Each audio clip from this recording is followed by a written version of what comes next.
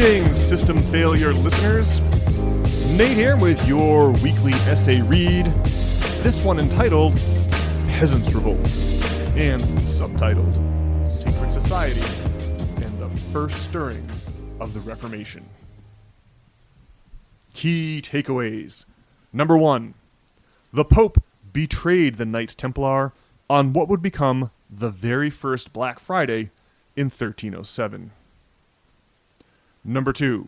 Despite the betrayal, the Knights Templar persisted as an underground secret society in the British Isles, similar to another secret society involved in the Peasants Revolt of 1381. Number 3. Firebrand preachers became involved with the underground resistance that manifested in the Peasants Revolt, a precursor to the Protestant Reformation. The first Black Friday.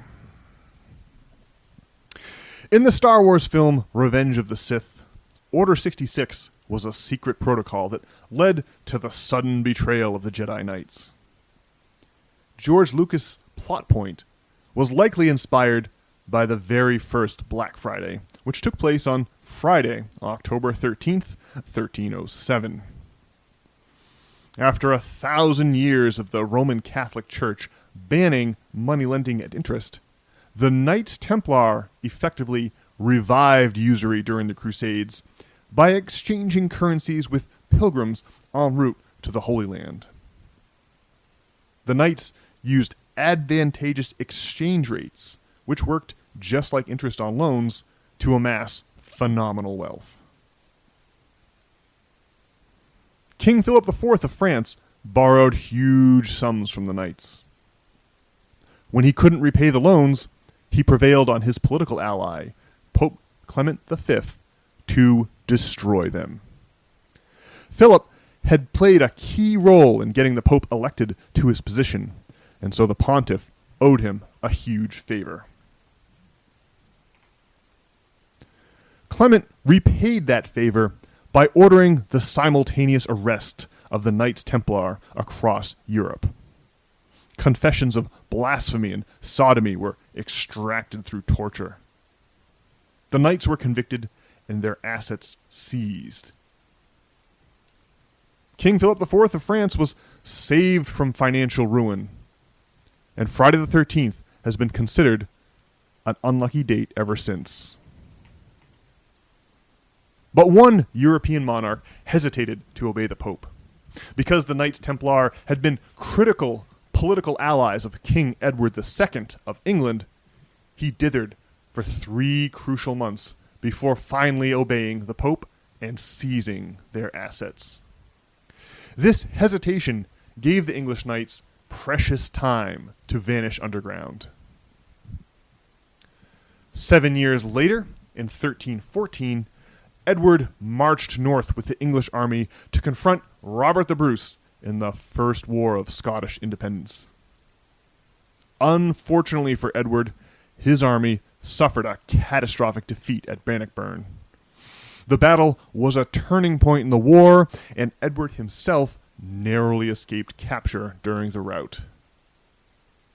Some accounts of the Battle of Bannockburn mention an unexpected cavalry charge that helped turn the tide for the Scots. According to legend, this cavalry was none other than the former Knights Templar, still operating as an illegal underground organization almost a decade after the first Black Friday. The Peasants Revolt. Less than 50 years after the Battle of Bannockburn, the Black Death struck Europe like a bomb detonation. That horrifying pandemic killed something like half the peasantry populating the English countryside.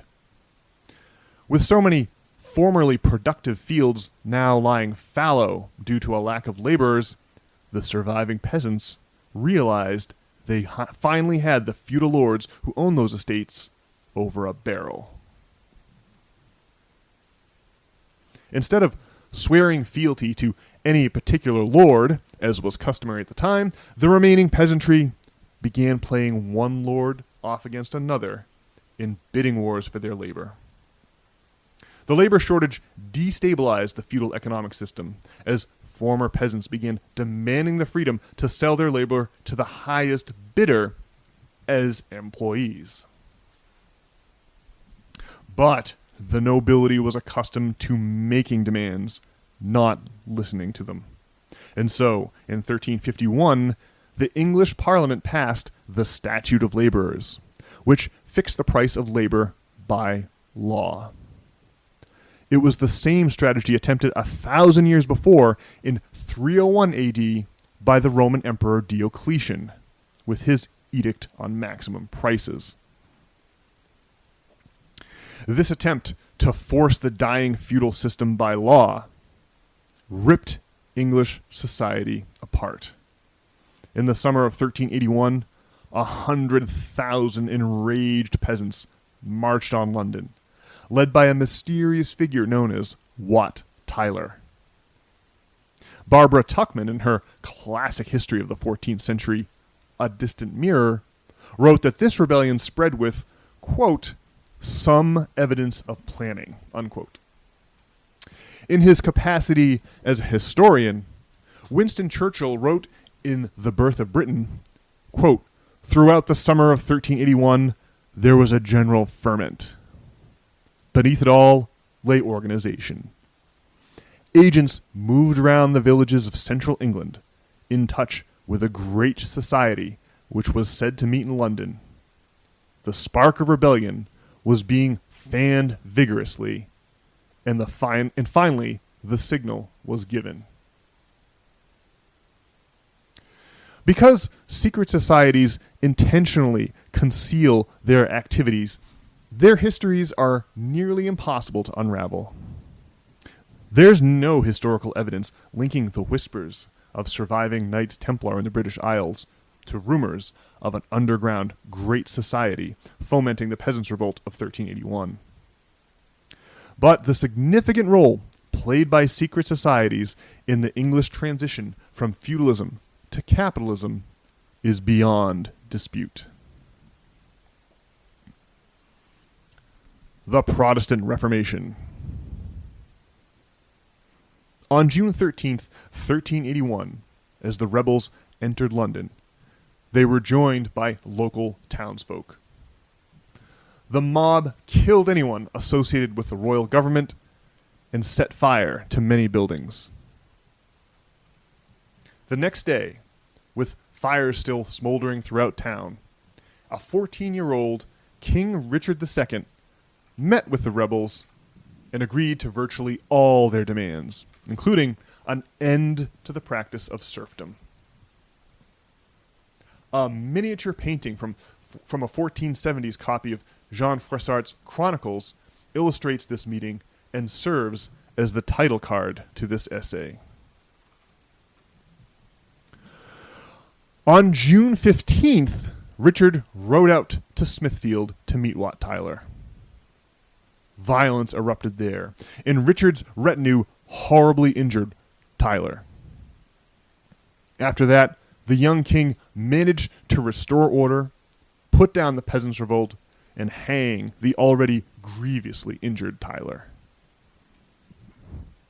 In addition to Wat Tyler, the other central figure on the side of the rebels was a firebrand preacher named John Ball. Ball held deep-seated beliefs about societal and economic equality, which he articulated through religious rhetoric.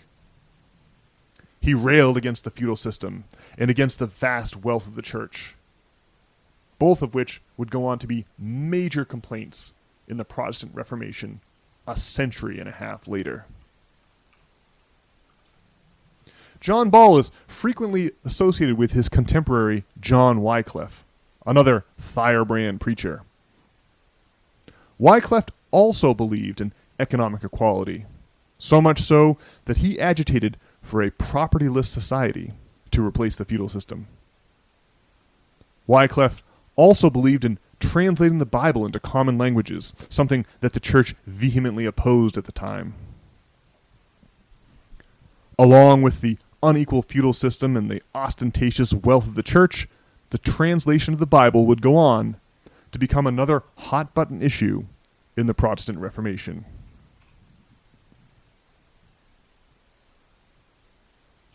Conclusion. After the killing of Wat Tyler, the Peasants' Revolts of 1381 ultimately failed. Richard II went back on his promise to abolish the feudal system, but he didn't save it. Instead, the revolt proved to be a precursor to the Protestant Reformation, which would consume Europe 150 years later.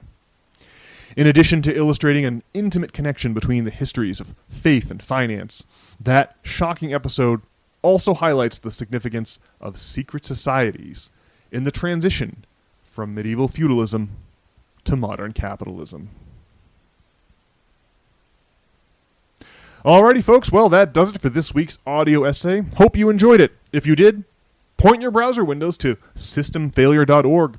There you can sign up to receive the text version of these essays directly in your email inbox each and every Sunday morning. That way you'll never have to worry about missing one. And in addition, you can view the further materials section, which this week is a quote from Winston Churchill's The Birth of Britain, part of which was referenced in the text. And you can also view the title card to this essay, which was mentioned in the essay. You'll be able to see the visual of it with an email or online. All right, well, I'll be back on Monday with another regularly scheduled edition of the System Failure Podcast with Brian. Can't wait to talk to you all then. In the meantime, I hope you're having a great week.